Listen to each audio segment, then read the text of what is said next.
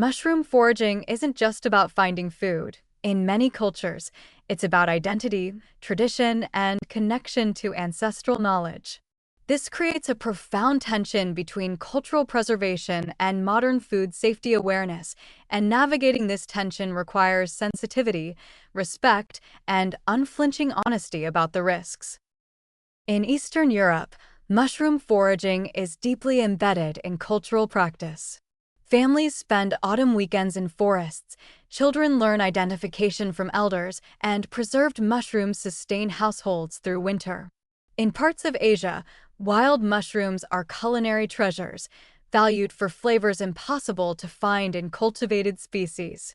Some North American communities, both indigenous and immigrant, maintain foraging traditions spanning generations. This traditional knowledge has genuine value.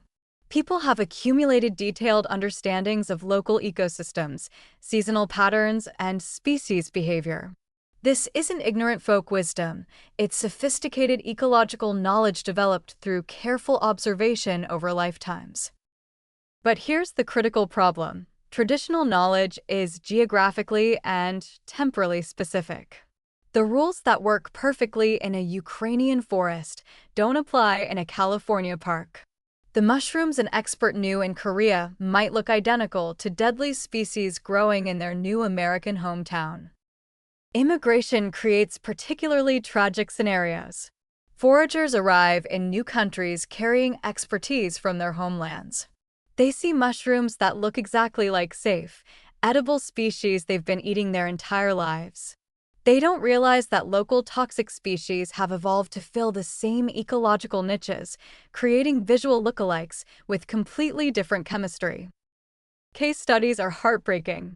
Hmong communities in the Pacific Northwest experienced deaths from death-cap mushrooms that resembled safe species from Southeast Asia. Eastern European immigrants in North America have died from mushrooms they confidently identified based on Old World knowledge. The morphological similarity isn't coincidental. Similar environments produce similar evolutionary solutions, but the chemical defenses differ. The psychology of traditional ecological knowledge creates resistance to outside safety warnings. When health authorities tell communities that their traditional methods are inadequate, it sounds like cultural disrespect. When elders' expertise is questioned, it challenges social hierarchy and family bonds. Young people face conflicting messages, honor tradition, or accept modern safety protocols. Public health education must navigate this carefully.